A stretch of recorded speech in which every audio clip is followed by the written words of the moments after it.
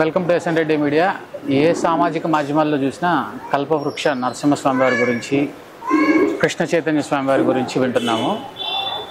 స్వామివారు అసలు ఆధ్యాత్మికవేత్తల లేదా సామాజికవేత్తల అనేది తెలుసుకోవడానికి వచ్చాము. స్వామివారు మీ గురించి చెప్పండి. ఎలా ఉన్నారు? అంతా బాగున్నాం. మీరు బాగున్నారండి? బాగున్నాం అండి. ఓకే. దేవుడు అంటే ఏమిటి? దేవుడు ఎవరు అసలు? అంటే భగవంతుడు అనేటువంటి వాడు విగ్రహ రూపంలో ఆరాధిస్తే విగ్రహ రూపంలో ఉంటారు. ఓకే.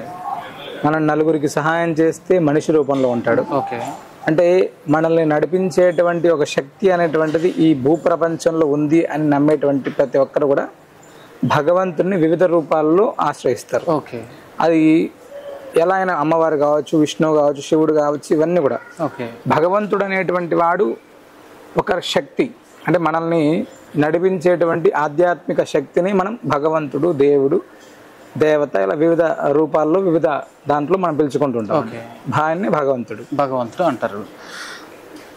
ఈ రోజుల్లో మనుషులకి భగవంతుడు అవసరం ఉందంటారా? ఈ రోజుల్లో కాదు, ఏ రోజుల్లో అయినా మనిషికి భగవంతుడు అవసరం. అంటే భగవంతుడు అనేటువంటి వాడిని మీరు ఎంతసేపు ఉన్నా ఒక విగ్రహం లాగా ఆలోచిస్తే అది మనకు అవసరం లేదనుకుంటారు చాలా మంది. ఓకే. అంటే నేను నలుగురికి సహాయం చేసేటువంటి గుణం మన దగ్గరికి రావాలి అంటే మనం భగవంతుడు. ఓకే. మనం నలుగురికి సహాయం చేస్తున్నామంటే ఆటోమేటిక్గా మనల్ని కూడా ఒక భగవంతుడిలాగా ఆరాధిస్తారు చాలా మంది. ఓకే. అంటే ప్రతి మానవుడికి కూడా ఈ గుండెను నడిపించేటువంటి శక్తి ఏంటి? భగవంతుడు. మరి మనిషికి అవసరమా లేదా భగవంతుడు? అంటే మన శరీరంలో ఉండేటువంటి వివిధ అవయవాలు అవన్నీ కూడా పనిచేస్తున్నాయి. ఎలా పనిచేస్తున్నాయి? ఒక అతీతమైనటువంటి శక్తి దాన్ని నడిపిస్తుంది. ప్రాణం అని మనం అంటున్నాం మామూలుగా. ప్రాణం పోయింది, ప్రాణం ఉంది. శరీరంలో ప్రాణం ఉంది ఎలా చెప్తున్నారు మీరు? ఎలా చూపిస్తున్నారు? నార్మల్ గా అంటే మనం పడుకొని లేవకపోతే మనకు ప్రాణం లేదు ఇంకా, అంతే కదా. లేచి తిరుగుతున్నాం అంటే ప్రాణం ఉన్నట్టు. అంటే కొంతమంది హేతువాదులు నాకు దేవుణ్ణి చూపిని అంటున్నారు కదా, వాళ్ళకి ఎలా చూపించగలగాలి మనం? ఖచ్చితంగా దేవుణ్ణి చూపించడం ఏంటండి? ఇంత పెద్ద విగ్రహ స్వరూపంలో భగవంతుడు అనేటువంటి వాడు ఉంటే విగ్రహాన్ని మనం ఆరాధిస్తున్నప్పుడు ఆయన అంత స్పష్టంగా కనపడుతుంటే వాళ్ళ కళ్ళ కనపడట్లేదు ఏంటి?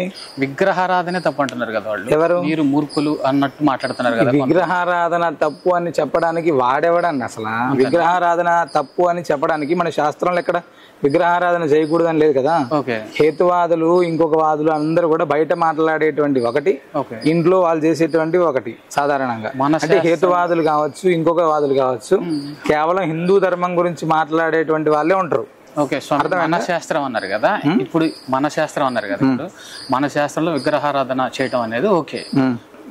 అసలు శాస్త్రాన్ని నమ్మని వాళ్ళు ఇది తప్పు అని నేనేమంటున్నా అంటే శాస్త్రాన్ని నమ్మనేటువంటి వాళ్ళందరూ ఇప్పుడు తయారయ్యారు కదా. అవును. నార్మల్ గా నీకు నిరూపించాల్సిన అవసరం ఏముంది? నువ్వు నార్మల్ గా ఒక విషయం ఏంటంటే ఒక డాక్టర్ దగ్గరికి మీరు వెళ్ళారు. డాక్టర్ దగ్గరికి మీరు వెళ్ళి నాకు జ్వరం వస్తుంది, ఇంజక్షన్ వేయమన్నారు. నువ్వు ఇంజక్షన్ వేయించుకోవాలి అనుకుంటే డాక్టర్ని నమ్మించుకుంటావా, మెడిసిన్ నమ్మించుకుంటావా? కొంతమంది డాక్టర్ని నమ్మించుకుంటారు, కొంతమంది మెడిసిన్ నమ్మించుకుంటారు. భగవంతుడు అనేటువంటి వాడు ప్రత్యేకంగా నీ దగ్గరకు వచ్చి నిరూపించుకోవాల్సిన అవసరం ఆయనకి ఏముంది అసలు? ఫస్ట్ నిరూపించుకోవాల్సిన అవసరం భగవంతుడికి ఏం లేదండి. నమ్మినటువంటి వాడికి చేసేటువంటి పనే చాలా ఎక్కువ ఉంది ఆయనకి. ఓకే స్వామి, ఇక్కడ ఇంకొకటి ఏంటంటే ఇప్పుడు కొంతమంది ఇప్పుడు హిందూ ధర్మంలో కానీ మిగతా ధర్మాల్లో కానీ అసలు వైద్యం అవసరం లేదు, మా దేవుడిని నమ్ముకుంటే చాలా రోగాలు తగ్గుతాయని వాళ్ళకి తప్పు. హిందూ ధర్మంలో అలాంటి ఎక్కడ మూఢభక్తిని ప్రేరేపించదు హిందూ ధర్మం. లేదు ఫస్ట్ ఎక్కడ కూడా అదే ధన్వంతరి పుట్టిందే హిందూ ధర్మంలో కదా. ఈ సనాతన ధర్మంలో ధన్వంతరి అనేటువంటి వాడు దేవ వైద్యుడు పుట్టిందే ఈ ధర్మంలో కదా. మరి హిందూ ధర్మంలో వైద్యం అవసరం లేదని ఎలా చెప్తారు? మన ధర్మాన్ని కూడా తప్పు పట్టించే వాళ్ళు ఉన్నారు కదా. ఎవడో కొంతమంది మూర్ఖులు ఉంటారండి నార్మల్ గా, అలాంటి వాళ్ళు తప్ప.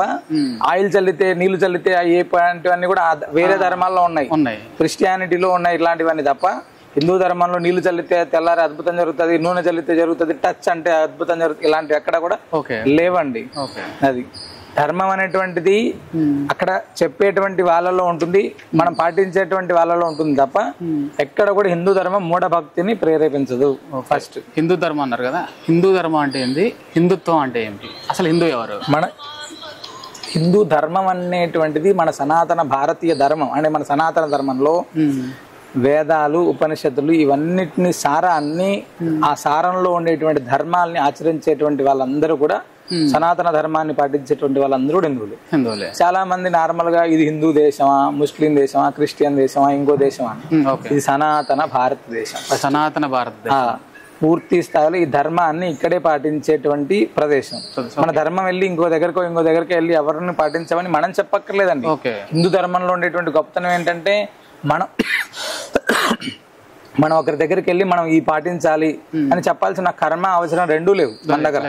మన విధానాన్ని మనం పాటించుకుంటూ వెళ్తుంటే ఆటోమేటిక్ గా దీనిని నమ్మి దీని యొక్క సారాన్ని గ్రహించి కొన్ని లక్షల కోట్లాది మంది ఈ యొక్క ధర్మాన్ని ఆచరిస్తున్నారు బయట దేశాల వాళ్ళు.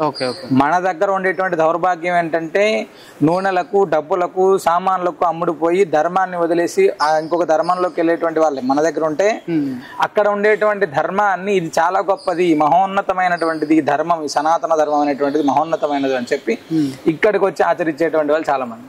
ఓకే, ధర్మ ప్రచారం అనేది ప్రచారం చేసుకోవాల్సిన కర్మ మనకి పట్టలేదు అన్నారు కదా. ఇప్పుడు విదేశాల్లో మన కృష్ణుడి గురించి కానీ రాముడి గురించి కానీ ప్రచారం చేయవలసిన అవసరం ఉంది. ఎందుకంటే వీళ్ళు గొప్ప మనుషులు, గొప్ప దేవతలు, వీళ్ళ గురించి ప్రచారం కూడా చేస్తున్నాం. దీన్ని ఏ విధంగా చూస్తారు మీరు? సార్, ఇక్కడ ధర్మ ప్రచారం వేరే, మత ప్రచారం వేరే. మత ప్రచారం ఫస్ట్.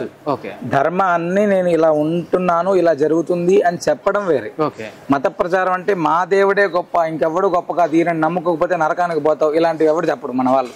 ఫస్ట్ అర్థమైందా? మనం అందరం పాపులం కాదు. ఫస్ట్ మనందరం కూడా ధర్మంలో ఉండేటువంటి ప్రతి ఒక్కరం కూడా చాలా గొప్ప వాళ్ళమే. మన హిందూ ధర్మం ప్రతి ఒక్కరిని కూడా గొప్పవాడిగానే చూస్తుంది ఫస్ట్. అంతేగాని నేను పాపిని అని ఎక్కడ చెప్పదు. ఫస్ట్ మనం చేసేటువంటిది ధర్మ ప్రచారం, మత ప్రచారం కాదు. ఫస్ట్ అది బాగా గుర్తుపెట్టుకోండి. హిందుత్వం అనేది ధర్మమా, హిందుత్వం అనేది మతమా? జీవన విధానం. మానవ జీవన విధానం, సనాతన ధర్మంలో ఉండేటువంటి జీవన విధానమే హిందుత్వం. అసలు హిందూ మతం అనేది ఉందా లేదా? అంటే హిందుత్వం అనేటువంటిది మతం అంటే మళ్ళీ నేనంటే అది మా జీవన విధానం. ఈ జీవన విధానంలో హిందువులు అనేటువంటి వాళ్ళు ఇప్పుడు మనకు ఉండేటువంటి రాజ్యాంగాలు హిందూ మతం ఇంకోటో వస్తున్నాయి తప్ప మనం ఉండేటువంటి పేపర్లు హిందూ, ముస్లిం, క్రిస్టియన్ అనేటువంటి వీళ్ళు చేర్చారు తప్ప మనది జీవన విధానం. హిందుత్వం అనేది మతం కాదు, ఒక జీవన విధానం. హిందుత్వం అనేది మతం కాదు, ఒక జీవన విధానం. ఇది తెలుసుకోవాల్సిన, ప్రతి ఒక్కరు తెలుసుకోవాల్సిన సత్యం అన్నమాట. హిందుత్వంలో స్వామివారు, హిందుత్వంలో దేవుళ్ళు చాలా మంది ఉన్నారు. ముక్కోటి దేవతలు అంటారు కదా. ముక్కోటి దేవతలు అంటే అర్థం ఏంటి? అంటే ఇక్కడ స్వామి, ఇక్కడ ముక్కోటి దేవతలు అంటే 33 కోట్ల మంది దేవతలు, 3 కోట్ల మంది దేవతలు, దాని అర్థం కాదండి. మనకున్నటువంటి వసు, రుద్ర, ఆదిత్య స్వరూపాలు ఏవైతే ఉన్నాయో వాటిని విభజన చేస్తే మనం అలా చెప్తారు. ఫస్ట్ మనందరం కూడా శాస్త్రం మనకేం చెప్తుందంటే ఏ దేవుడిని ఆరాధించినా, అంటే మనకు ఇష్టమైనటువంటి, అంటే కులాచారాల ప్రకారం మనకు ఉండేటువంటి చాలా మంది కులాలకి వాళ్ళకి సంబంధించినటువంటి దేవుళ్ళు ఉంటారు, అమ్మవార్లు ఉంటారు. అంటే వీళ్ళందరూ ఎవరికి జీవన విధానంలో ఏ దేవతలను ఆరాధించుకుంటుంటారో ఆయా దేవతలన్నీ ఆరాధన కూడా చివరికి అల్టిమేట్ గా వెళ్ళేటువంటిది భగవంతుడు. ఆ భగవంతుడే విష్ణువు. విష్ణు అనేటువంటి వాడి దగ్గరికి వెళ్తుంది, ఆ యొక్క అనుగ్రహం అందరికీ వస్తుంది. ఫస్ట్ మనందరం చాలా మంది, మీ దగ్గర 3 కోటి మంది దేవతలు ఉన్నారు కదా, అందరూ మేము అంతమందిని ఆరాధించాల్సిన అవసరం, మా దగ్గర ఒకటే దేవుడు అని. ఇక్కడ కూడా భగవత్ శక్తి ఒకటే. ఫస్ట్ ఆ భగవత్ శక్తిలో మనం ఎక్కడ ఎలా ఆరాధిస్తే, నేనేమవుతుందంటే నేను అడవిలో ఉన్నా, నాకు భయం వేస్తుంది. ఆ సమయంలో ఒక చిన్న రాయిని అక్కడ పెట్టి స్వామివారిని ప్రార్థన చేశా, హనుమంతుడిలాగా. స్వామి నాకు ధైర్యాన్ని ప్రసాదించు అని నేను ప్రార్థన చేశా. ఆయన హనుమంతుడిలాగా నన్ను ఆదుకుంటాడు. నేను అక్కడ నారసింహుడి లాగా పూజ చేసుకుంటా అక్కడ ఆ రాయిని. ఆయన నారసింహుడి లాగా నన్ను రక్షిస్తాడు, అంటే నాకు ఒక బలాన్ని ఇస్తాడు. అది మన ధైర్యం, మన నమ్మకం. ఫస్ట్ ప్రతి ఒక్క విధానంలో కూడా అది ఎంతసేపు ఉన్న భగవంతుడిని మనం చూసేటువంటి రూపంలో ఉంటదండి. మనం చూసేటువంటి కళ్ళని బట్టి మాత్రమే ఇవన్నీ ఉంటాయి. అది ఓకే. మరి హిందుత్వంలో దేవుళ్ళ గురించి ఓకే, మీరు బాగా చాలా వివరంగా చెప్తున్నారు. మిగతా మతాల గురించి మీరు మాట్లాడాల్సి వస్తే ఏం మాట్లాడతారు? అసలు నేనేమంటా అంటే ఈ సనాతన ధర్మం ఉండేటప్పుడు ఇంకొక మతమే లేదు. ఫస్ట్ ఆంగ్లేయులు వీళ్ళు వచ్చిన తర్వాత వివిధ మతాల ప్రభావం మన దేశం పైన ఉంది తప్ప అంతకు ముందు మన మతం పైన మన దేశం పైన ఇలాంటివి లేవండి. ఫస్ట్ వాళ్ళు దండయాత్రలు చేసి, వీళ్ళు దండయాత్రలు చేసి, వీళ్ళకి సంబంధించినటువంటి చరిత్రలు ఇప్పుడు చేర్చారు తప్ప మనకున్నటువంటి దౌర్భాగ్యం ఏంటంటే అలెగ్జాండర్ 18 సార్లు భారతదేశం మీద దండయాత్ర చేశాడు అని మన పుస్తకాలు చదువుకొని ఉంటాం. మామూలుగా మీరు చదివే ఉంటాం. అలెగ్జాండర్ 18 సార్లు ఎవడి మీద దండయాత్ర చేశాడు, ఎవడు వాడిని ఎదుర్కొన్నాడు అనేటువంటిది మన పుస్తకంలో ఉండదు. అర్థమైందా? 18 సార్లు గెలిచినోడి విషయం ఉండదు, దండయాత్ర చేసినోడి విషయం ఉంటది. ఫస్ట్ మన రాముడి గురించో, కృష్ణుడి గురించో, లేకపోతే మనకు ఉండేటువంటి జీవన విధానం గురించి మన పుస్తకాల్లో ఉండదు. నార్మల్ గా మన గుళ్ళు గోపురాలు పగలగొట్టిన చరిత్రలు ఉంటాయి మన సామాజిక మన యొక్క శాస్త్ర పుస్తకాల్లో. అంటే ఇక్కడ మనకి ఏం నేర్పిస్తున్నారయ్యా అంటే మనల్ని హింసించినోడిని గొప్పగా చూపిస్తున్నారు, హింసింపబడ్డవాడు ఎవడైతున్నాడో వాడు చేతగాని లాగా చూపిస్తున్నారు మామూలుగా. అంతే తప్ప మన ధర్మానికి సంబంధించిందిగా వేరే ధర్మానికి ఇంత కూడా అంటే సరి సాటి రావు, ఏవి కూడా ఖచ్చితంగా రావు, 100% రావు. చాలా మందికి అంటే నార్మల్ గా ప్రస్తుతం ఉన్నటువంటి దాంట్లో ఏమవుతుందంటే జీవన విధానంలో మేము ఇది చేస్తే అద్భుతం, మా దేవుని నమ్మితే అద్భుతం, లేకపోతే ఇంకోటి నమ్మితే అద్భుతం, ఇంకోటి చేస్తే అద్భుతం, ఇలాంటివన్నీ చెప్పి తిరుగుతుంటారు రోజుల మీద చాలా మంది. అలాంటి వాళ్ళందరూ కూడా నిజంగా నీ దగ్గర భగవత్ శక్తి అనేటువంటి కరెక్ట్ గా ఉంటే నీవు ఉన్న దగ్గరికి వస్తారు. తిరుమల తిరుపతి దేవస్థానం లక్షలాది మందికి రోజు ఆహారం పెడుతుంది, లక్షలాది మంది స్వామివారిని దర్శనం చేసుకుంటున్నారు. వాళ్ళు వెళ్ళి వెంకటేశ్వర స్వామిని దర్శనం చేసుకోకపోతే ఏమో అయిపోతుంది అని ఎప్పుడైనా చెప్పినప్పుడు విన్నారా మీరు? మరి మిగతా వాళ్ళు ఎందుకు చెప్తున్నారని అంటే వాళ్ళు దానిపైన వాళ్ళకే నమ్మకం లేదు. అంతే అనుకోవాలి మనం అట్లా అనుకోకపోతే కష్టం. ఇంకొకటి ఏంటంటే ఇందాక మన మాటల్లో స్వామి కుల ప్రస్తావన తెచ్చారు. అసలు ఈ రోజుల్లో కులాన్ని మీరు ఏ విధంగా చూస్తారు స్వామి? ఇక్కడ విషయం ఏంటంటే మన పెద్దలందరూ కూడా మనకి ఇచ్చినటువంటివి వర్ణ వ్యవస్థ, కులాలు కాదు. ఈ వర్ణ వ్యవస్థ అనేటువంటిది ఇచ్చినప్పుడు బ్రాహ్మణ క్షత్రియ వైశ్య శూద్ర అని నార్మల్ గా. దాంట్లో ఇప్పుడున్నటువంటి రాజ్యాంగాలు, ఇప్పుడున్నటువంటి ప్రభుత్వాలు, ఇప్పుడున్నటువంటి వ్యవస్థలు ఆంగ్లేయుల తర్వాత ఈ కులాలకు సంబంధించినటువంటి వివిధ వ్యవస్థలు వచ్చి దాన్ని ఎక్కువ చేసి ప్రతి ఒక్కరు కూడా వాళ్ళ కులానికి సంబంధించినటువంటి పనులు చేసుకుంటూ ఉండేటువంటి వారు. ఆ కులాలకు సంబంధించినటువంటి పనులు కరెక్ట్ గా జరిగినంతసేపు మనందరం కూడా చాలా సుఖ సంతోషాలతో ఉన్నాం. అంతేగాని ఒక కులం ఎక్కువ ఒక కులం తక్కువ అనేటువంటిది ఈ ప్రభుత్వాలు ఈ యొక్క వ్యవస్థలు ఏర్పాటు చేసే తప్ప అందరూ ఒకటే.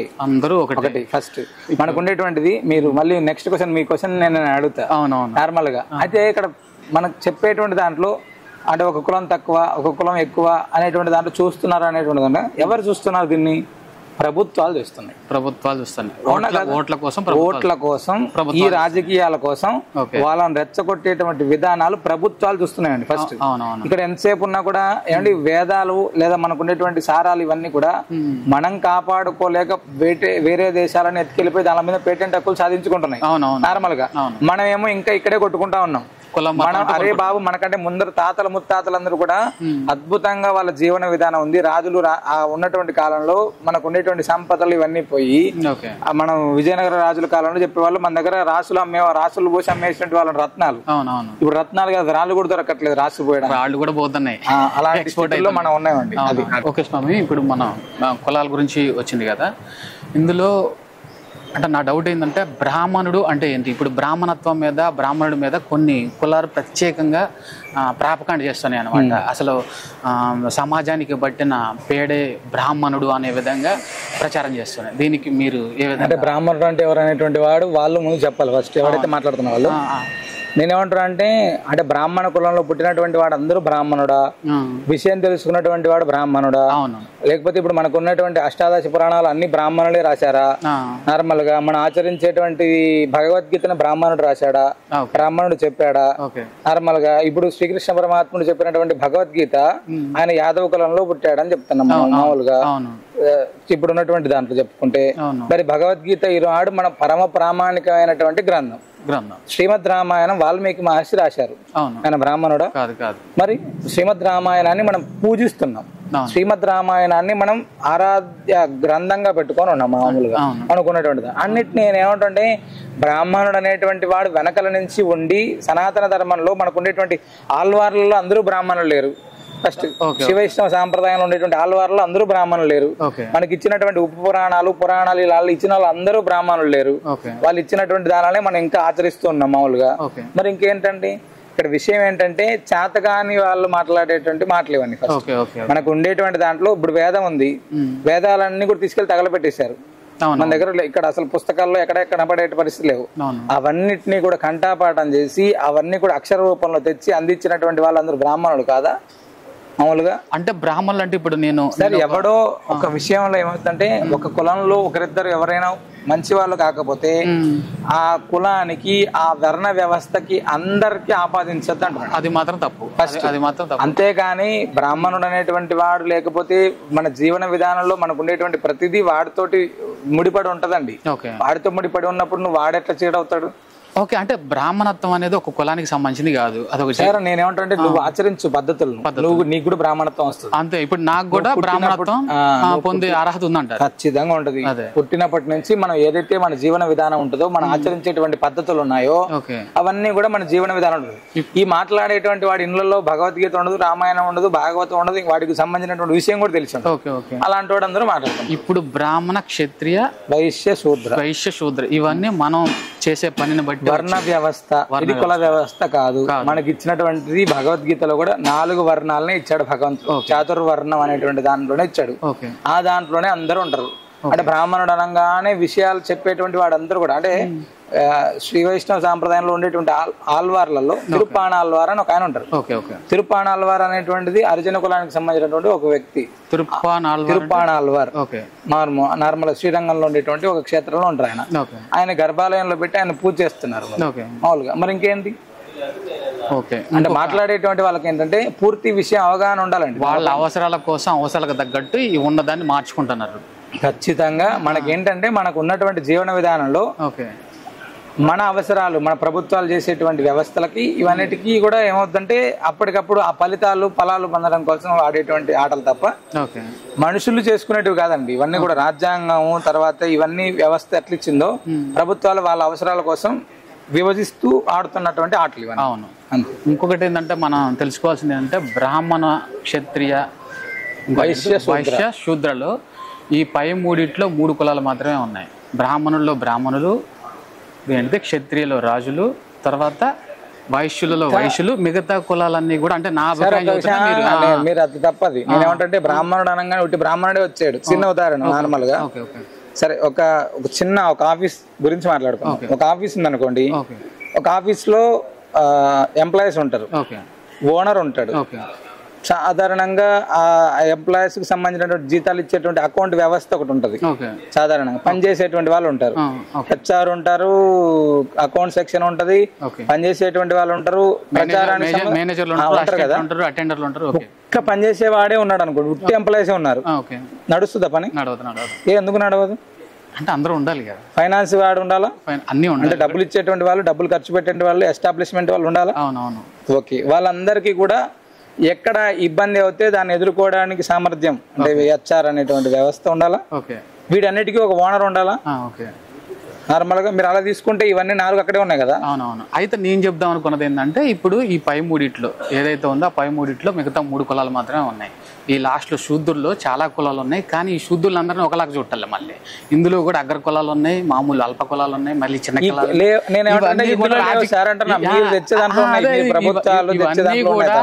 రాజకీయ నాయకులు ఆడే ఆటలు భాగం, లేదా కొంతమంది స్వార్థపరులు ఆడే ఆటల్లో భాగమే తప్ప ఇందులో ఏం లేదు. హిందుత్వంలో కుల వ్యవస్థ లేదు, వర్ణ వ్యవస్థ మాత్రమే ఉంది.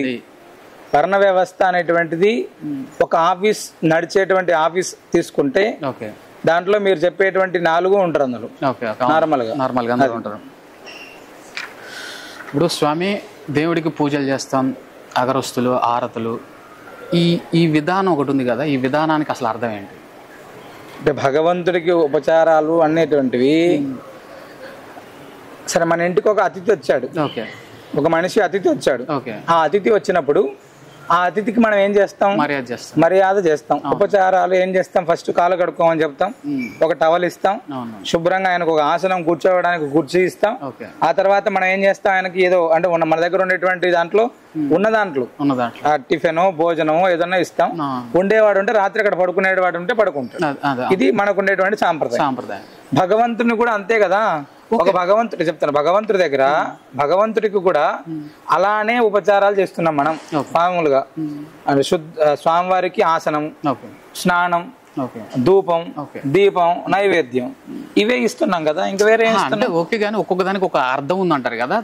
అంటే ఇక్కడ అర్థం అంటే భగవంతుడిని మనం ఎప్పుడైతే ఎలా పూజిస్తాము, సాధారణంగా మనం పూజించేటువంటి విధానంలో చాలా మంది ఆడంబరంగా పూజించేటువంటి వాళ్ళు కొంతమంది, భక్తితో తులసి దళాన్ని సమర్పించి పూజించేటువంటి వాళ్ళు కొంతమంది.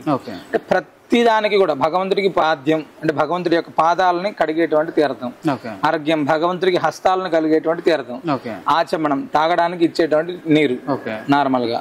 ఇవన్నీ కూడా మనం మనిషికి సంబంధించినటువంటివి ఎలా అయితే ఉన్నాయో అవి పూర్తిగా భగవంతుడికి సంబంధించింది కూడా అలానే ఉంటాయండి. అది ఒక్కొక్క సాంప్రదాయంలో ఒక్కొక్క ఆగమంలో, వైష్ణవ ఆగమంలో ఒకలాగా, స్మార్త ఆగమంలో ఒకలాగా వాళ్ళకు ఉండేటువంటి పూజా విధానాలు మార్పు ఉంటాయి అంతే. ఇప్పుడు మనిషిగా దేవుడే మనిషిగా పుట్టిండు, రాముడు గాని కృష్ణుడు గాని అంటారు కదా. ఒక మనిషిగా పుట్టిన ఈ రోజుల్లో ఇప్పుడు మనిషిగా పుట్టిన ఎవరైనా సరే దేవుడిగా మారడానికి ఏమన్నా ఛాన్స్ ఉంది ఇప్పుడు? అంటే మీకు ఎట్లా చెప్పలేదు అంటే దేవుడిగా మారడం అంటే ఇప్పుడు భక్త రామదాస్ గారు భద్రాచలంలో గుడి కట్టించారు. రాముల వారిని పూజిస్తున్నారు, రామదాసుని పూజిస్తున్నారు నార్మల్ గా. రామదాస్ దేవుడా కాదు, మంచి పని చేశాడు కాబట్టి ఆయన గుండెలో పెట్టుకున్నారు అంతే సాధారణంగా. ఇప్పుడు అంటే నార్మల్ గా మనకు ఉండేటువంటి దాంట్లో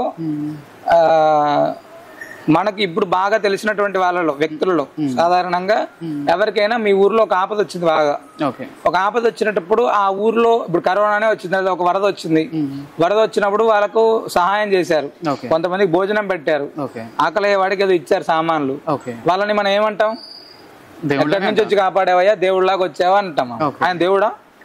అంటే భగవత్ తత్వం అనేటువంటి దాన్ని మీరు అక్కడ అర్థం చేసుకోవచ్చు. భగవంతుడు అనేటువంటి వాడు కాపాడుతాడు అని చెప్పడానికి అది ఫస్ట్. నార్మల్ గా మీరే ఒక ఆకలి అయ్యే వాడికి, బాగా ఆకలి అవుతున్నటువంటి వాడికి కొంచెం అన్నం తీసుకెళ్లి నీళ్లు తీసుకెళ్లి వాడికి ఇస్తే కడుపు నిండంగానే వాడు మనకు ఒక నమస్కారం పెడతాడు మామూలుగా. అప్పుడు మిమ్మల్ని చూసి పెడతాడా? మీలో ఉండేటువంటి భగవత్ తత్వానికి పెడతాడా? మాలో భగవత్ తత్వానికి పెడతాడు. అలా భగవంతుడు అనేటువంటి వాడిగా మారాలంటే ముందు నువ్వు ధర్మాన్ని ఆచరించాలి.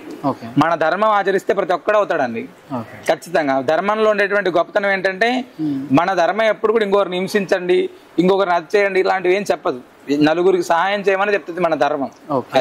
అయితే ఇప్పుడు మనుషులుగా పుట్టి కూడా షిరిడి సాయిబాబా, పుట్టపర్తి సాయిబాబా ఇలాంటి వాళ్ళు కూడా దేవుళ్ళలాగా కొలవబడుతున్నారు భారీ విపరీతంగా. వీళ్ళపై మీ అభిప్రాయం ఏంటి? షిరిడి సాయిబాబా, పుట్టపర్తి సాయిబాబా అనేటువంటి వాళ్ళు, పుట్టపర్తి సాయిబాబా గురించి తీసుకుంటే, షిరిడి సాయిబాబా గురించి అనవసరం కానీ పుట్టపర్తి సాయిబాబా గురించి తీసుకుంటే ఆయన సాధారణంగా ఆయన ఇక్కడ భగవంతుడు అని చెప్పలేదు ఫస్ట్. సాధారణ మీరు తీసుకుంటే అనంతపురం జిల్లా, నల్గొండ జిల్లా ఇలాంటి జిల్లాలకి లక్షలాది మందికి మంచినీటిని ఇస్తున్నారు వాళ్ళు. మామూలుగా మీరు మినరల్ వాటర్ బాటిల్ తాగుతారు కదా, ఒక వాటర్ బాటిల్, అది కిన్లే కావచ్చు, టాటా కావచ్చు, ఇక ఈ మినరల్ వాటర్ మీరు 20 రూపాయలు పెట్టుకొని కొనుక్కోవాలి. పుట్టపర్తి సాయిబాబా అనేటువంటి వ్యక్తి అనంతపురం జిల్లాలో 7th స్టాండర్డ్ అంటే 7 సార్లు ఫిల్టర్ అవుతాయి వాటర్. అలాంటిది పైప్ లైన్లలో ప్రతి ఊరికి కూడా నల్లాలు వేసి ఇస్తున్నారు. సాధారణంగా ఆయన ఏం చేస్తున్నాడు, ఎలా తెచ్చాడు, ఏం చేశాడు అనే దాన్ని పక్కకు పెడితే మంచినీటి వ్యవస్థను ఏర్పాటు చేశారు. లక్షలాది మందికి ఆహారాన్ని అందిస్తున్నారు, వైద్యం అందిస్తున్నారు, చదువుని ఇస్తున్నారు. ఇవన్నీ కూడా జరుగుతున్నాయండి. ఆయన ఒక్కడే కాదు, ఇప్పుడు చిన్నజీయర్ స్వామి వారు ఉన్నారు. చిన్నజీయర్ స్వామి వారు భగవద్ రామానుజాచార్య స్వామి వారికి సంబంధించినటువంటి ఒక 108 అడుగుల విగ్రహాన్ని పెట్టారు. అక్కడ వేద పాఠశాలలు ఉన్నాయి, గోశాలలు ఉన్నాయి, వివిధ ప్రాంతాల్లో వాళ్ళకి సంబంధించినటువంటి ఆశ్రమాలు ఉన్నాయి. అవన్నీ అహోబిల మఠం పీఠాధిపతులు ఉన్నారు నాదర్మల్గా. ఆ పీఠాధిపతులు వివిధ ప్రాంతాల్లో ధర్మ ప్రచారం చేస్తూ వివిధ పాఠశాలలని, వివిధ రకాలైనటువంటి వ్యవస్థలని ఏర్పాటు చేశారు ఫస్ట్. వీళ్ళందరూ భగవతత్వమే కదా, భగవంతుడి యొక్క స్వరూపాలే వీళ్ళందరూ ఖచ్చితంగా.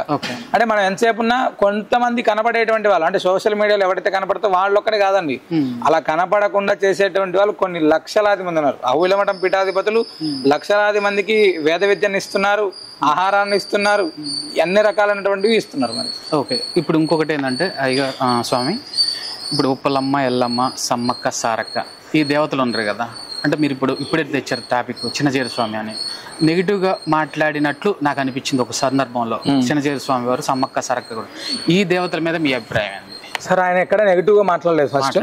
ఆయన మాట్లాడినటువంటి మాటలు ఇప్పుడు సామాజిక మాధ్యమాలు ఎలా ఉండంటే ఇక్కడ కట్టి యాడ్ చేసి ఎడిట్ చేసి మాట్లాడి ఎక్కడో తెచ్చినా ఇక్కడ తెచ్చి మాట్లాడతారు.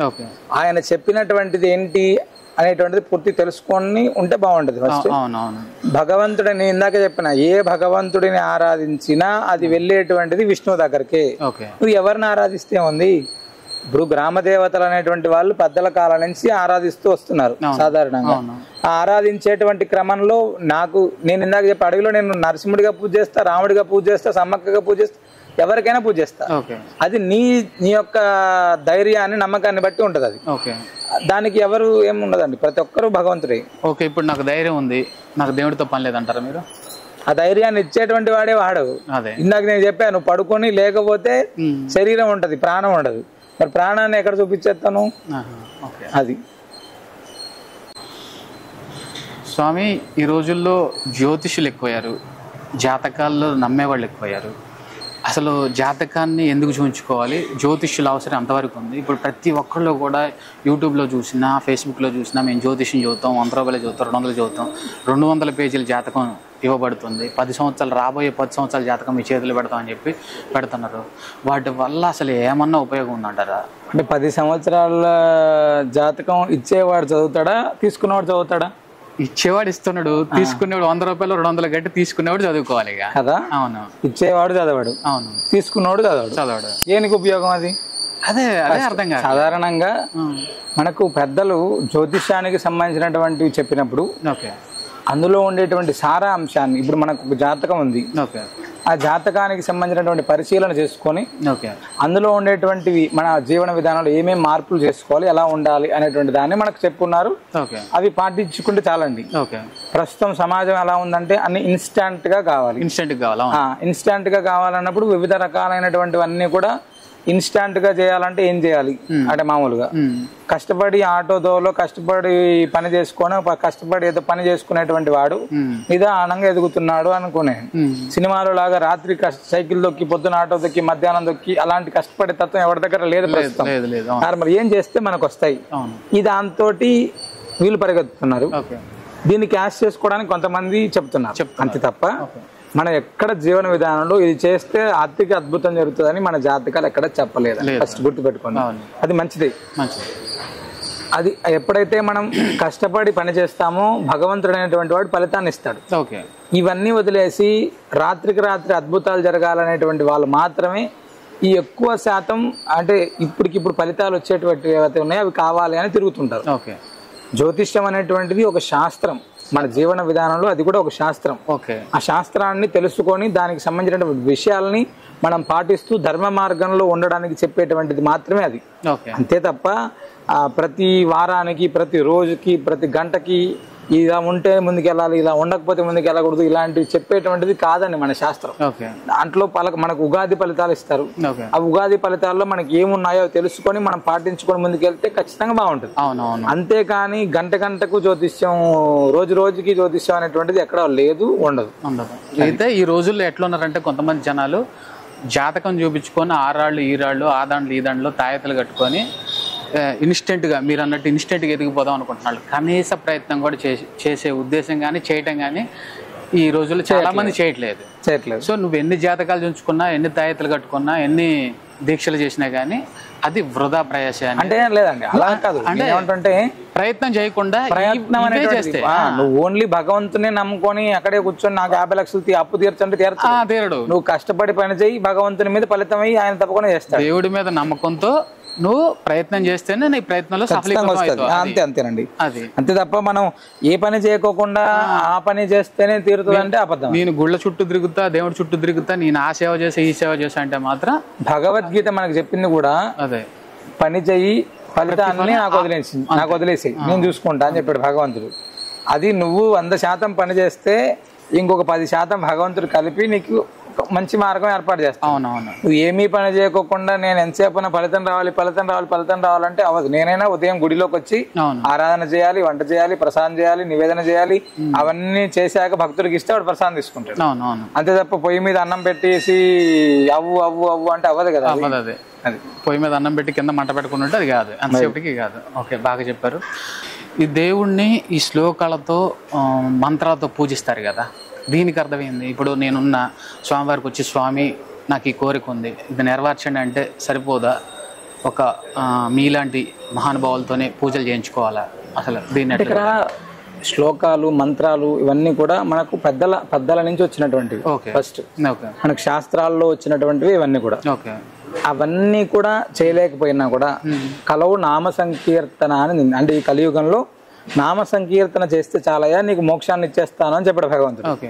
నామ సంకీర్తన ఏంటి? శ్రీరామ జయ రామ జయ జయ రామ, మామూలుగా నమో నారాయణాయ అష్టాక్షర మంత్రం, జయ శ్రీరామ్, ఓం నమో వెంకటేశాయ, పరమశివుడికి సంబంధించింది ఓం నమ శివాయ, దుర్గామాతకి సంబంధించిందిగా ఒక మంత్రం, ఇలా ఏదైతే ఒక జపం ఉందో, ఒక మంత్రం ఉందో, ఒక నామం ఉందో, ఆ నామాన్నైనా పలకరా బాబు, నీకు మోక్షం ఇచ్చేస్తా అని చెప్పాడు భగవంతుడు. అంతే తప్ప నువ్వు అంటే చిత్తశుద్ధి లేకుండా పూజలు చేసుకుంటా, నేను స్తోత్రాలు చదువుకుంటా, చిత్తశుద్ధి లేదనుకోండి ఏం ప్రయోజనం లేదు.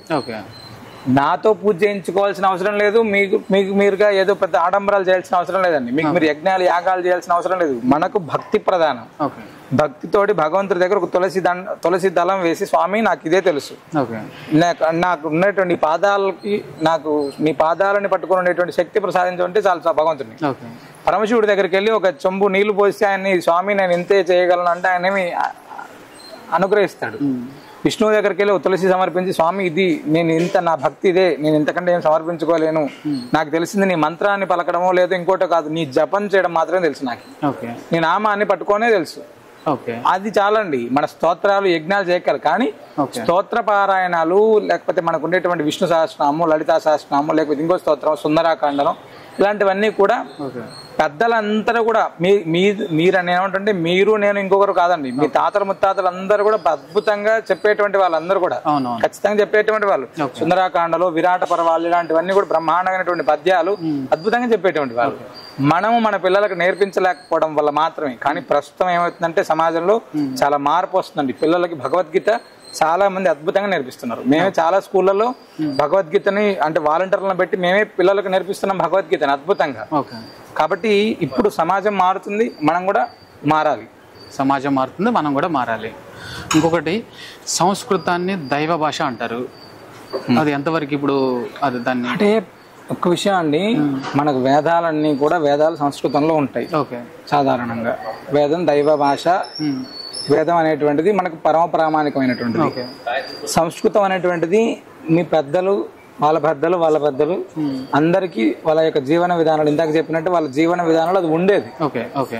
మనం మర్చిపోతున్నాం, మన వాళ్ళు తెలుగే మర్చిపోతున్నారు. సంస్కృతం దేవుడెరుగా. అవును. ఇక్కడ సంస్కృతాన్ని సంగతి మాట్లాడితే ముందు నీ కుటుంబంలో పిల్లలకు తెలుగు నేర్పించడం మర్చిపోతున్నావు. సిబిఎస్ఈ స్కూల్స్ అను, ఇంకో స్కూల్స్ అను, లేకపోతే స్టేట్ సిలబస్ స్కూళ్ళలో ఇంగ్లీష్ మీడియం అని చెప్పి నువ్వు మాట్లాడే తెలుగునే కూని చేసేటువంటి పరిస్థితి. సంస్కృతం ఎక్కడ తెస్తున్నారని. కానీ చాలా మంది ఇంకా కూడా వాళ్ళు చేయడానికి ప్రయత్నం చేస్తున్నారు. అది ఒకటండి. ఇప్పుడు మీరు చెప్పారు బానే ఉంది, తెలుగుని మర్చిపోతున్నారు అన్నారు. ఈ సమాజంలో ఒక మామూలు మనిషికి, ఒక సాధారణ మనిషిగా నేను బతుకుతున్నా. నా కుమారుడికి కూడా నేను నలుగురితో పాటు నారాయణ అని చెప్పి నలుగురితో పాటు పరిగెత్తుకుంటూ ఆ ఇంగ్లీష్ మీడియం వైపు పరిగెత్తేటట్టు నేను కూడా చూస్తున్నా. అందులో నేనే ఇదని కాదు, కానీ తెలుగు అని చెప్పి ఈ తెలుగు మీద పరిగెడితే వాళ్ళకి ఫ్యూచర్ ఉంటుందా ఉండదా అనే ఒక భయం అనేది నేటి నాలాంటి తల్లిదండ్రుల్లో ఉంది. దీనికి మీరు ఏ విధంగా చెప్తారు? సార్ ఇక్కడ ఒకటే గుర్తుపెట్టుకోండి, నువ్వు నీ యొక్క మాతృభాషని వదిలేసి పరిగెత్తాల్సినటువంటి అవసరం ఏం లేదు. ఫస్ట్ నువ్వు ఇంగ్లీష్ నేర్చుకో, హిందీ నేర్చుకో, ఇంకోటి నేర్చుకో, ఎవరు నేర్చుకోదని చెప్పట్లేదు. కానీ నువ్వు మాట్లాడేటువంటి దాన్ని నువ్వు ఎందుకు నేర్పించలేకపోతావు? నువ్వు ఇప్పుడు మీ ఇంట్లో మీ పిల్లలకి నువ్వు ధర్మం నేర్పించకపోతే పక్కోడు వచ్చి ఇంకో ధర్మం నేర్పిస్తాడు నార్మల్ గా. అంటే ఇంగ్లీష్ గొప్పది అవ్వచ్చు, కానీ తెలుగు ఇంకా గొప్పది సాధారణంగా. నువ్వు అందులో చదువుకున్నోడు, అందులో ఉండేటువంటి వాళ్ళు రాష్ట్ర ముఖ్యమంత్రులు, రాష్ట్ర ఐఏఎస్ ఆఫీసర్లు, ఐపీఎస్ ఆఫీసర్లు అందరూ కూడా ఇంతకు ముందు అంత ఇంగ్లీషే ఉండేదండి. లేదు. అప్పుడంతా ఐఏఎస్ లేరా, ఐపీఎస్ లేరా, ఒక హోదాలో ఉండే అధికారులు లేరా? మరి ఏంటండి నేనేమంటానంటే, మన బతకడానికి నువ్వు ఎన్నైనా చెయ్యి, కానీ మన ధర్మాన్ని వదిలేయాల్సినంత అవసరం ఏం లేదు కదా. ఈ మార్పు వస్తుంది అంటారు? అసలు ఖచ్చితంగా వస్తుంది సార్. ప్రభుత్వం అనేటువంటివి ఎప్పుడైతే విస్మరిస్తూ వెళ్తున్నారు కాబట్టి ఇవన్నీ సమస్యలు. కానీ వాళ్ళు కఠినంగా ఉంటే ఇవన్నీ బ్రహ్మాండం వస్తాయి. ఏంటంటే మన కుటుంబాల్లో వాళ్ళు ఉండడం పక్కకు పెడితే, నీ కుటుంబంలో నీ పిల్లలకి ఏం నేర్పించాలనేటువంటిది ఇంకోటి చెప్తే తెలుసుకోవాల్సిన అవసరం లేదు కదా. ఏది మంచిదో చేస్తున్నప్పుడు వాడికి ఉద్యోగం కోసం ఇంగ్లీష్ నేర్పించావు, మరి ధర్మం కోసం తెలుగు నేర్పించాల్సిన పని లేదా? అది అయితే కాంట్రవర్సీ అయిద్దామో కానీ, మతం కోసమే పుట్టిన పార్టీలు కూడా వేరే మతాల కోసం పోరాడిన సందర్భాలు చూస్తున్నాం. కాబట్టి అసలు ఈ ధర్మం కోసం పోరాటం ఎంతవరకు సఫలీకృతం అవుతుంది అనేది డౌట్గా ఉంది కదా.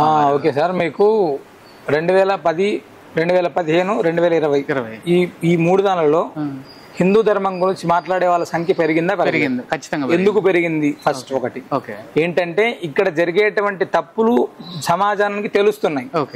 ప్రతి ఒక్కరు కూడా నేను హిందువునని చెప్పుకోవడానికి చాలా గర్వంగా ఇప్పుడు ముందుకు వస్తున్నారు. సమాజంలో హిందువుల పైన జరిగినటువంటి దాడిని ఎంత దాడి జరిగిందో అవన్నీ కూడా సమాజానికి ఇప్పుడు అర్థం అవుతున్నాయి. ఫస్ట్ మార్పు వచ్చిందా లేదా? వస్తుంది. ప్రతి దాంట్లో కూడా అట్లనే వస్తుంది. సమయం తీసుకుంటది అంతే. 75 సంవత్సరాలు వెనకలికి వెళ్తే ఏముందో 75 సంవత్సరాల ముందు తర్వాత ఇప్పుడు అదే వస్తుంది. ఇప్పుడు మళ్ళీ ఇబ్బంది ఏం లేదండి. ఖచ్చితంగా సైకిల్ తిరిగి వస్తుంది. 100% భూమి గుండ్రంగా ఉంటది. ధర్మం అనేటువంటిది ఎన్నిసార్లు దాడి జరిగినా అది అనేటువంటిది నిలబడుతుంది, పోరాడుతూనే ఉంటది ఎప్పుడు కూడా. ఓకే అండి. స్వామివారు మీ గురించి, ఈ సాలగ్రామం గురించి కొద్దిగా వివరంగా చెప్పగలరు? తప్పకుండా అండి. అంటే ఇక్కడ మేము ఆరాధించేటువంటి భగవంతుడు కల్పవృక్ష నారసింహ స్వామి. 750 సంవత్సరాల క్రితం సాక్షాత్తు లక్ష్మీనరసింహస్వామి వారు రంగాచార్యులు అనేటువంటి వారికి ఇచ్చినటువంటి సాలగ్రామం అక్కడ ఉండేటువంటి కల్పవృక్ష నారసింహుడు అండి. ఇక్కడ ఈ ప్రాంతంలో అంటే ఉభయ తెలుగు రాష్ట్రాల నుంచి ప్రతినిత్యం కొన్ని వేలాది మంది స్వామివారి దర్శనానికి వస్తుంటారు. ఇక్కడ వచ్చి దర్శనం చేసుకుని ముడుపు కడితే అనతి కాలంలోనే వాళ్ళ సంకల్పాలు నెరవేరుతాయని చెప్పి స్వామివారికి మీరు ఇందాక చూసినట్టుగా ముడుపు కట్టి ఇక్కడ ప్రదక్షిణ చేయడం అనేటువంటి ఒక ఆనవాయితీ. భగవంతుడు ఇక్కడ ఏది ధర్మబద్ధంగా ఉంటే అంటే సంతానం, కుటుంబానికి సంబంధించిన ఉద్యోగం, అన్యోన్య దాంపత్యం కావచ్చు, ఏదైనా రుణ విమోచనం, ఇలా ఏదైనా సరే ఇక్కడ స్వామిని ప్రార్థన చేసి ముడుపు కట్టి వెళ్తే అనతి కాలంలోనే సంకల్పాలు నెరవేరుతాయి. మీరు అన్నారు ఇందాక సామాజిక మాధ్యమాలు చూసినా ఎక్కడ చూసినా ఆయనే కనపడుతున్నాడు. అంటే ఇక్కడ ఉండేటువంటి భగవంతుడి యొక్క వైభవం అనేటువంటిది గడప గడపకు వెళ్తుంది. ఫస్ట్ నరసింహస్వామి వారి యొక్క తత్వం ప్రతి గడపకు వెళ్ళి ఆయన యొక్క అనుగ్రహాన్ని ప్రతి గడపకు అందించేటువంటి ప్రయత్నం ఆయన చేస్తున్నాడు. ఆయన ద్వారా మేము ఇంకా ధర్మ ప్రచారం చేస్తున్నామండి. అది నృసింహ సేవా వాహిని అనేటువంటి సంస్థ 2017 సంవత్సరంలో ప్రారంభమైంది. ఉభయ తెలుగు రాష్ట్రాల్లో ప్రతి ప్రాంతంలో కూడా ధర్మ ప్రచారం అంటే గర్వాపసి చేస్తూ అంటే ఎప్పుడైతే కన్వర్షన్ అయినటువంటి వాళ్ళని వెనక తీసుకొని వచ్చేటువంటి ప్రయత్నం కావచ్చు, వివిధ ప్రాంతాలలో దేవతా మందిరాలు నిర్మించి అక్కడ గిరిజన ప్రాంతంలో ఉంటే గిరిజనుల్ని, హరిజన ప్రాంతంలో ఉంటే హరిజనుల్ని, బీసీ ఏ ప్రాంతంలో ఆలయాన్ని నిర్మించినా ఆ ప్రాంతంలో ఉండేటువంటి వాళ్ళని అక్కడ అర్చకులుగా తయారు చేసి వాళ్ళే పూజాధికారులు నిర్వహించుకునేటట్టుగా ఏర్పాటు చేస్తున్నటువంటి సంస్థ నృసింహ సేవ వాహిని. హరిజన గిరిజన గ్రామాల్లో మీరు అనేటట్టు చెప్పేటువంటి దానిలో కొన్ని వేలాది మందికి ధర్మ ప్రచారం మేము చేస్తున్నాం. ఫస్ట్ అక్కడ ఉండేటువంటి వాళ్ళకి వాళ్ళ యొక్క జీవన విధానంలో మార్పులు తీసుకురావడానికి కోసం గత 7-8 సంవత్సరాల నుంచి అద్భుతంగా పనిచేస్తున్నటువంటి సంస్థ నృసింహ సేవ వాహిని. ఇంత చాలా విశేషంగా పనిచేస్తుంది. నిత్యాన్న ప్రసాద నిలయం కావచ్చు, గో సంరక్షణ కావచ్చు, గడప గడపలో నృసింహ ప్రచారం కావచ్చు, చాలా అద్భుతంగా చేస్తుందండి. ఓకే అండి, చాలా బాగా చెప్పారు. ఇంకొకటి ఏంటంటే డౌట్ అయితే ఇది ఒక వీడియోలోకి తీసి పెడదాం. ఇంకొకటి ఏంటంటే ఇందులోనే ఇది కంటిన్యూగా చేద్దాం. నేను అడిగే క్వశ్చన్ గోవు గురించి చెప్తున్నారు కదా మన హిందూ సాంప్రదాయంలో స్వామివారు, ఆ గోవు గురించి అసలు వివరంగా చెప్పండి. మనం గోవుని ముక్కోడి దేవతల మూర్తిగా చూస్తున్నాం కదా, దాని గోమాత అనేటువంటిది సకల దేవత స్వరూపం. అవును. ఎందుకు క్షీరసాగర మదనంలో లక్ష్మీదేవితో పాటు పుట్టినటువంటిది కామధేను. ఓకే. ఫస్ట్ ఈ కామధేను అనేటువంటి దాన్ని మనం తల్లితో ఎందుకు పోలుస్తాం? నార్మల్ గా మన చిన్న పిల్లాళ్ళు మనం పిల్లలు పుడితే ఎవరైనా తల్లి పాలు తాగలేకపోతే వాళ్ళకు గోవు పాలు ఇచ్చేవాళ్ళు. ఎందుకంటే పలచగా ఉంటాయి, జీర్ణశక్తికి మంచిది అని చెప్పి ఇస్తారు. గోవు అనేటువంటిది ఆక్సిజన్ ని ఇస్తుంది. ఫస్ట్ గోవు దగ్గర మనం నిలబడితేనే మనలో ఉండేటువంటి శారీరక రుగ్మతలు తగ్గుతాయి. మీరు ఈ మధ్య కాలంలో బయట దేశాలంతా కూడా గోవుల దగ్గర ఉండి సేవ చేసుకోవడానికి డబ్బులు కట్టి గోవులు సేవ చేసుకునేటువంటి వాళ్ళ సంఖ్య పెరుగుతుంది, తెలుసా మీకు? ఎందుకు అది అంటే గోవు అనేటువంటిది ఒక పాజిటివ్ ఎనర్జీ. గోవు దగ్గర ఉంటే ఒక గోశాలకు వెళ్ళి మనం ఒక 10 నిమిషాలు ధ్యానం చేస్తే మనం రిఫ్రెష్ అయిపోతాం. గోవు నుంచి వచ్చేటువంటి ప్రతి పదార్థం కూడా, ఆవు నెయ్యి వస్తుంది, ఆవు పాలు వస్తున్నాయి, ఆవు పెరుగు వస్తుంది, ఇవన్నీ కూడా మన జీవనానికి ఉపయోగపడతాయి. ఫస్ట్ ముక్కోటి దేవతలు అందులో ఉంటారని చెప్పి మనకు వేదం చెప్పింది. నేను చెప్పిందో ఇంకొక స్వామీజీ చెప్పినటువంటి మాట కాదు, ఒక వేదం గోవు యొక్క స్వరూపాన్ని వర్ణించింది. కాబట్టి మనం గోవుని గోమాతగా పూజ చేస్తున్నాం, సకల దేవత స్వరూపంగా మనం ఆరాధిస్తున్నాం.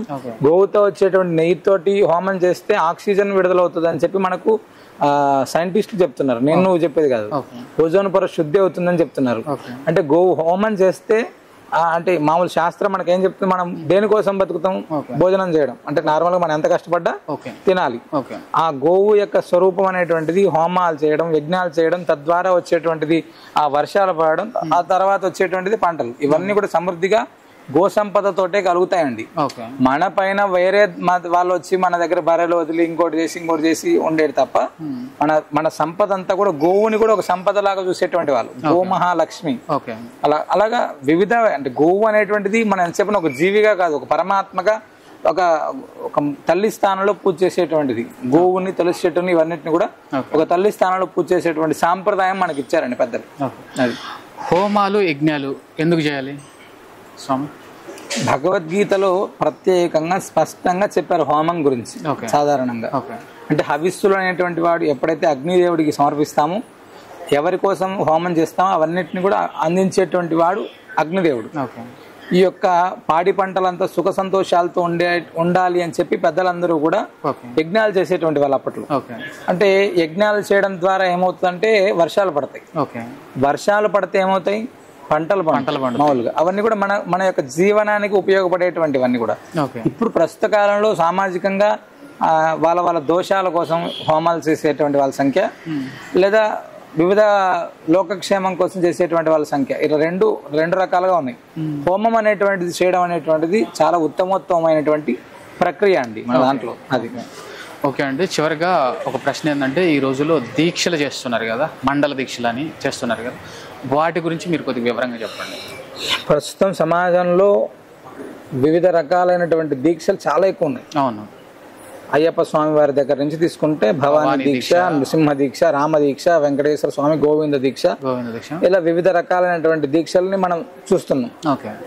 ఈ దీక్షలన్నిటిని కూడా అంటే మనకు పెద్దలు ఎందుకు ఇచ్చారయ్యా అంటే, ఒక 40 రోజుల కాలం పాటు ఒక మానవుడు ఏదైనా ఒక పనిని ఆరంభం చేసుకొని పాటిస్తే వాడికి అలవాటు పడి ఆ యొక్క జీవన విధానంలో ఉంటాడు అని చెప్పి మనకు పెద్దలు ఇచ్చారు. ప్రస్తుతం అలా పాటించేటువంటి వాళ్ళ సంఖ్య ఎంత ఉందో మరి వాళ్ళకు వేసుకున్నటువంటి వాళ్ళకి తెలియాలి. ఒకటి ఫస్ట్ ఒక దీక్ష చేస్తే ఆ దీక్ష ద్వారా మనం ఏం నేర్చుకున్నాం, ఫస్ట్ అరిషడ్ వర్గాలన్నింటినీ కూడా మన కంట్రోల్లో ఉండేటట్టుగా మనం చేసుకుంటున్నామా, మనం దీక్ష చేసేటువంటి సమయంలో విలాసాలకు దూరంగా ఉంటున్నామా, ఫస్ట్ భోజనం అనేటువంటి సాత్వికమైనటువంటి ఆహారం తీసుకుంటున్నామా, ఇవన్నిటిని కూడా ప్రజలు అనేటువంటి వాళ్ళు ఎప్పటికప్పుడు తెలుసుకొని దీక్షలు చేస్తే ఉపయోగం. అంతేగాని దీక్ష చేసినా నార్మల్ గా ఉన్న రెండోటి ఇన్స్టాగ్రామ్ లోను, యూట్యూబ్ లోను, ఫేస్బుక్ లోను రీల్స్ చేసుకోవడానికి దీక్షలు చేయడం అనేటువంటి వాళ్ళ సంఖ్య పెరుగుతుంది ఇప్పుడు. ఫస్ట్ అది తప్పు. ఒకటి దీక్ష అనేటువంటిది మనం చేస్తే ఖచ్చితంగా మనం సాత్విక ఆహారంగా తీసుకోవాలి, అరిషడ్ వర్గాలను కంట్రోల్ చేసుకోవాలి, మన యొక్క జీవన విధానం మారాలి. తర్వాత కూడా అంటే 40 రోజుల తర్వాత కూడా మనం ఎలాంటి ప్రవర్తన కలిగి ఉంటున్నాం అనేటువంటిది ఖచ్చితమైనటువంటిది ముఖ్యం అండి. అలా ఉంటే దీక్ష యొక్క ప్రభావం అద్భుతంగా ఉంటుంది ఖచ్చితంగా. ఈ రోజుల్లో ఆడమగ అనేది బయటకు వెళ్తే కొత్త ట్రెండ్ ఒకటి మొదలైంది. అది కాకుండా భార్యాభర్తల బంధం అనేది చాలా విలువైనది, ముఖ్యమైనది. ఈ భార్యాభర్తలు అనేవాళ్ళు ఎలా ఉండాలి సార్? భార్యాభర్తలు అనేటువంటి వాళ్ళు నమ్మకంగా ఉంటారు, ఉండాలి. అన్యోన్యంగా ఉండడానికి ఫస్ట్ నమ్మకం ముఖ్యం, ప్రేమ అనేటువంటిది ముఖ్యం. కానీ సమాజంలో ప్రస్తుతం పెళ్లి అయిపోయిన తర్వాత ఈగోలు అనేటువంటివి వచ్చేసి కొద్ది రోజుల్లోనే వాళ్ళ మధ్యలో ఇబ్బందికరం. ఎన్ని జాతకాలు చూసుకున్నా, ఎన్ని కోట్లాది రూపాయల డబ్బులు, ఆస్తులు, కట్నాలు, వ్యవహారాలు చూసుకున్నా కూడా ఈగో అనేటువంటిది ఒకటి చేరి ఈ యొక్క బాంధవ్యం అనేటువంటి దాన్ని దెబ్బతీస్తుందండి. ప్రస్తుతం సమాజంలో దానికే చాలా మంది ఇబ్బంది పడుతున్నారు. చాలా మంది అంటే ఏమవుతుందంటే నేను ఎక్కువ అనేటువంటిది. ఇక్కడ ఏంటంటే ఇద్దరు సమానమే, ఇద్దరు ఎలా ఉండాలి అనేటువంటి దాన్ని ఇప్పుడు పెద్దలందరూ కూడా ఒక 25-30 సంవత్సరాల క్రితం ఎవరికి జాతకాలు చూసి పెళ్లి చేశారు? చేయలేదు సాధారణంగా. వాళ్ళందరూ చాలా బాగున్నారు, ఎందుకంటే వాళ్ళకు ధర్మం పైన, దానిపైన అంటే ఆ బాంధం పైన నమ్మకం ఉందండి. ఇప్పుడు ప్రస్తుతం అన్ని చూసుకొని చేస్తున్నాం, అయినప్పటికీ కూడా దాని మీద నమ్మకం లేక, దాని మీద ఉన్నటువంటి గౌరవం లేక, పెద్దల పైన ఉండేటువంటి విశ్వాసం లేక చాలా మంది వెంటనే కోట్లకు ఎక్కేస్తున్నారు. అది తప్ప అది లక్ష్మీనారాయణులు అనేటువంటి వాళ్ళు ఎలా ఉండాలి, పార్వతీ పరమేశ్వరుడు ఎలా ఉండాలి అంటే ఒక దంపతులు అనేటువంటి వాళ్ళు ఎలా ఉండాలి అని చెప్పి ఆ తల్లిదండ్రులు చెప్పేటువంటి ప్రయత్నం చేయట్లేదు ఫస్ట్. ప్రస్తుతం సమాజం ఏమనుకుంటుందా అనేటువంటి దాన్ని కూడా ఎవరు పట్టించుకోవట్లేదు. కాబట్టి అన్ని ఇబ్బందికరమైన. భార్యాభర్తలు అన్యోన్యంగా ఉండాలి, కలిసిమెలిసి సుఖ సంతోషాలతో ఉండాలి. వీళ్ళు పిల్లలతో వాళ్ళ తల్లిదండ్రులతో ఏ విధంగా ఉండాలి అంటే పెంపకం. ఈ రోజుల్లో ఏంటంటే నా ఉద్దేశం ఏంటంటే, ఇప్పుడు సెల్ ఫోన్ ఇచ్చి అవి ఇవి నొక్కిస్తున్నారు. మా పిల్లగాడు అది నొక్కుతుండే ఇది నొక్కుతున్నా అని చాలా గొప్పగా చెప్పుకుంటున్నారు. దాని వల్ల ఏం ఉపయోగం తెలియట్లేదు. చెప్తాను అదే వస్తుంది. అదే ఇప్పుడు తాతలు అమ్మమ్మలు ఇంట్లో ఉండడం ఎవరికి ఇష్టం ఉండదు. సాధారణంగా పెళ్ళయ్యాక అత్తమామల దగ్గర ఉండడం చాలా మందికి ఇష్టం ఉండదు. ఎందుకు అయ్యా అంటే వాళ్ళు ఏదో రిస్ట్రిక్షన్స్ చెప్తారు, వాళ్ళ పద్ధతులు చెప్తారు అనేటువంటి ఇష్టం ఉండదు.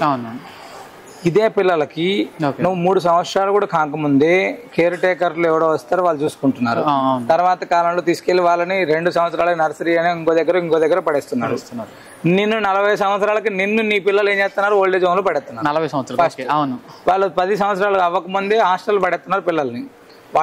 వాళ్ళకి నువ్వు ప్రేమ ఇవ్వట్లేదు, నీకు వాళ్ళకి ప్రేమ ఇవ్వట్లేదు. అంటే ఇక్కడ ఏమవుతుంటే నువ్వు ఏమి ఇస్తున్నావు వాళ్ళకి నీకు అదే ఇస్తున్నారు.